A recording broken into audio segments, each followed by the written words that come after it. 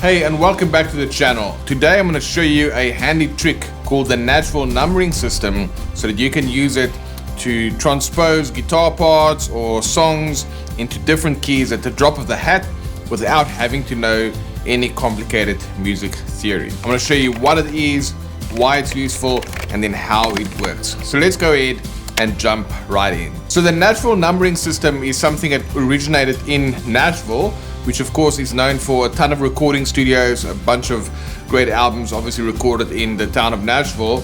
And when the studio musicians got together, they were writing out the charts and kind of composing and arranging the parts, getting ready for the session, for the recording. They didn't quite know what key was going to suit the vocalist because someone else wrote the song, they arranged it, and then the vocalists were going to come in and record the song and kind of find the key that works. Now, when you write out all of the chords on a chord chart, then the vocalist might come in, maybe you wrote it out in the key of C, but it turns out that she actually wants to do it in the key of B flat. Now, if you have to go and rewrite all of those chords out from C to B flat, it's a lot of work and it takes a lot of time. And in Nashville, with all the studios, time is money. They want to be able to move super fast. I had one of my music teachers told me once, it's not about how fast you play, but about how fast you can listen. And that's obviously one of the things that the Nashville studio musicians are known for. So what they did, instead of writing out the actual names of the chords like F, C, G, A minor, they came up with a numbering system where they can just say 4, 1, 5, 6. So in the key of C, this will be 4, 1, 5, 6. Again, 4, 1, 5, 6. So then, if you need to change that now to the key of D, for example, then you can just go like this. 4, 1, 5, 6. 4, 1, 5, 6. And if you know Alleluia by Jesus Culture, it's also a 4, 1, 5, 6. They just play it slightly different.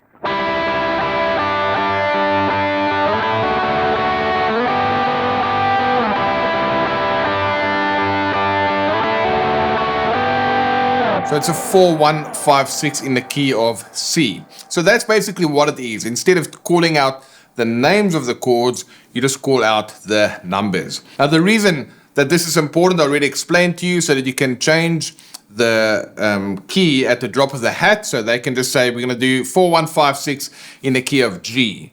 Then immediately you'll know it's going to be C, G, D, E minor. Then because of the knowledge of knowing how the numbering system works and then how to link it up with chords, you can then just go ahead and transpose it without having to think much. So let's go ahead and quickly check out how you can use that. And this is going to be super useful, especially if you're playing worship guitar, because a lot of times you're working with different singers. Maybe it's a male vocal, a female vocal, or whatever the case may be. And they could change the keys. And if you know how the Nashville numbering system works, you'd actually be able to transpose a song without much thinking as well. All right, so now how does the Nashville numbering system work? It's quite simple though. If you look at any song, a song is typically performed in a key. So if you're doing How Great Is Our God, it's going to be in G or in C or in F, whatever the case may be. That is the name of the song, but it also, the key has a name as well. So what is a key? Well, in essence, it's just a scale of the key within the key of C, and then that scale was used to build all of the chords. So basically what it means, it's like they all belong to the same family. All the chords within the key of the song come from the same scale. So that's why it's important for you to be able to know how to play the major scale anywhere on the guitar. So we're going to start with that, just showing you how to play the major scale. Now, if you don't know the formula for a major scale, it's tone, tone, semitone, tone, tone, tone, semitone. And all that means is a tone on the guitar is 2 frets. That's a tone, tone, semitone, tone, tone, tone, semitone. Then that gives me my major scale. I can do that anywhere in a guitar. I can go, as long as I follow that sequence of notes on one string, it's going to give me the full major scale. So in the key of A, for example, here we have A, B, C sharp, D, E, F sharp, G sharp, A. In the key of C, we have C, D, E, F, G, A, B, C. In the key of F, F, G, A, B flat, C, D, E, F. So that is your key to the major scale on any one, if you want to play it on one string. That's going to give you all of the notes that belong to that same scale. Now the next step is knowing if I say 1, 4, 5, then obviously 1, 2, 3, 4, 5. So that'll be 1, 4, 5. That's a 1, 4, 5 progression in the key of C. When you play that major scale, you've got 8 notes. 1, 2, 3, 4, 5, 6, 7, 8. And C to C is what we call an octave. So that's where the letter 8 comes from. C to C is an octave. So now that you know that each note of that major scale gets a number, it'll be 1, 2, 3, 4, 5, 6, 7, 1. Now 8 and 1 is actually the same. That's why I can say 1, 2, 3, 4, 5, 6, 7, 1. So you don't actually talk about an 8, 4, 5 progression. It's a 1, 4, 5 progression. So what have we covered now? We've shown you how to play the major scale on one string. And I've showed you how each one of those notes then gets a number. And then if I say 1, 4, 5, it's going to be 1, 4, 5. If I say 4, 1, 5, 6,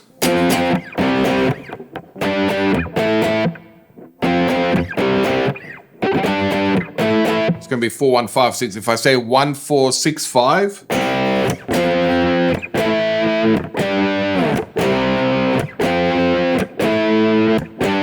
it's going to look like that. In this case, it's C, F, A minor, G. If I want to play a 1, 4, 5, 6 in the key of G, it's going to be 1, 4, 6, 5, 1, 4, 6, 5. That is how you use the numbers of the scale. Now there's one part that we've not yet covered, is actually knowing when do you play a major chord and when do you play a minor chord. Because if I play all of the chords as major chords within the key, listen to this.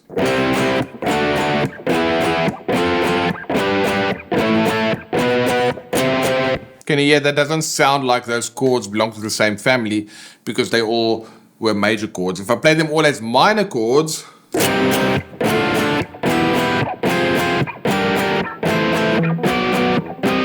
also that doesn't work. It's a combination of major and minor chords in a specific sequence that's going to fit within a key. So if I play C major, D minor, E minor, F major, G major, A minor, B diminished, C. Can you hear how all these chords now actually feel like they belong to the same key? So C, D minor, E minor, F, G, A minor, B diminished, C. All of those 7 chords that I've just played have been built from the same scale. They have the same, belong to the same key. And now what I want to show you is there's a simple formula that you can memorize to know which of those 7 notes is a major, which of those 7 notes are minor chords, and one of them is a diminished chord. So it's quite simple. 1, 4, and 5, those are major. C, F, G. So 1, 4, 5, or if I go to D, remember now the D major scale. So 1, 4, and 5 is D, G, A. And you've heard that sound a million times. So many songs are written on 1, 4, 5 chord progression. So memorize that now. Once you have your major scale, 1, 4, and 5 will always be major. 2, 3, and 6. Let's go back to the key of C. 2, 3, and 6, which is D, E, and A. They will always be minor. So D minor, E minor, and A minor. So now I've got 1, which is a major, 2 is a minor, 3 is a minor, 4 is a major, 5 is a major, 6 is a minor, and then our 7th is a diminished. In this case, we're just playing a diminished 7th. You probably won't play that often, but in any case, that is a diminished chord. And then back to 1. So that's your cheat code. 1, 4, 5 within a major scale will be major.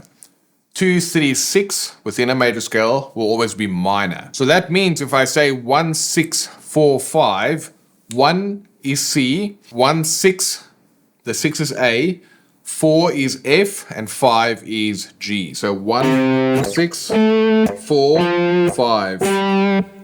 1, major, 6, minor. 4, major, 5, major. So there's a 1, 6, 4, 5. If I do that in the key of G, 1, 6, 4, 5, 1, 6, 4, 5. If I do it in the key of G, 1, 6, 4, 5, 1, 6, 4, 5.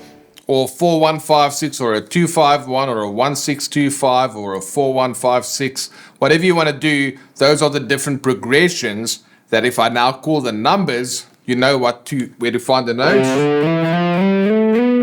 You know which of those notes are major, 1, 4, and 5, which are minor, 2, 3, and 6, and the 7th one is a diminished chord. So that's pretty much the natural numbering system in a nutshell, but it's better if you know the major scale by memory.